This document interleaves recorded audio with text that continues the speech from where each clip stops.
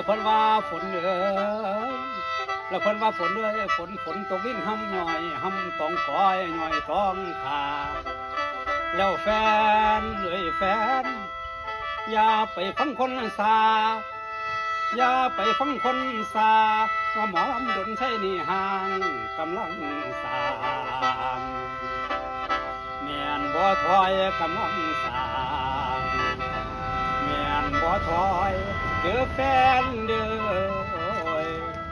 โอ้ยน้อโอ้ยน้อนั่นละนานั่นละนา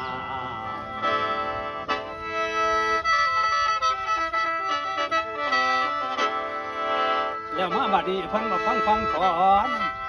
แล้วเพิ่นมาฟังถอนฟังบทก่อนลูกบ้านป่าเอาเสียงฝาดอารมณ์มาพอเป็นยาไทยคุ้มให้ซุ้มเจ้าเอาอีสานน้อคุณพ่อตัวของผมก็มาจากทินบ้านอาณาเขตกาฬสินธุ์มาจากดินภูพานบ่แม่นลานดอกเมืองแม่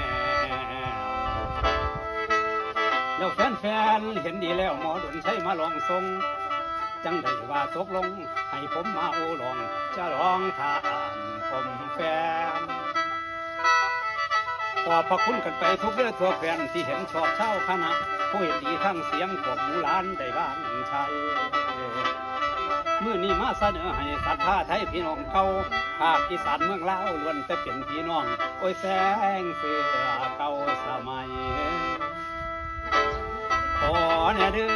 ขอฝากแฟนมิตรไปทุกทั่วสารทิศญาติกาโน้นมิตรให้ชื่อจำขันน้ำตา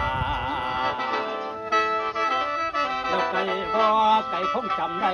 คนผู้ไทยลูกน้ำกำบ้านอยู่โนนชาติคำเป็นหมอลำอยู่คายขันน้ำตายบ่เปลี่ยนแปลงว่าแพงพันโอ้ยโอ้ยน้อโอ้ยน้อละนาละนา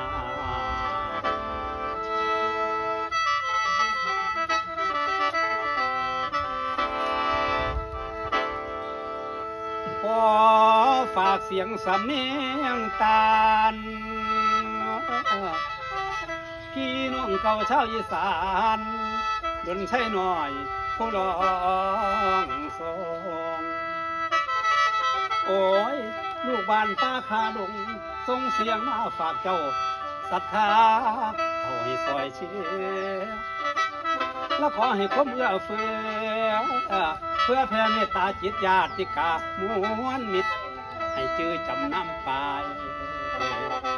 ไก่บ่ไก่คงจำได้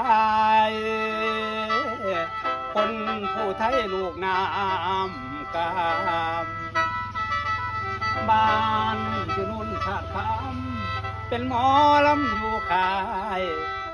ขันน้ำปลายบ่เปลี่ยนแปลง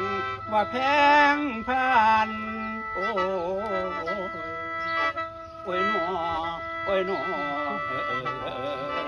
นั่นละนานั่นละนา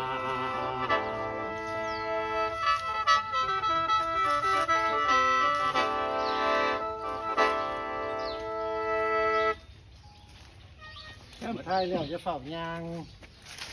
ดูจะเกินบอกรู้ไหมว่าบอสเนี่ยอันนี้ทดสอบ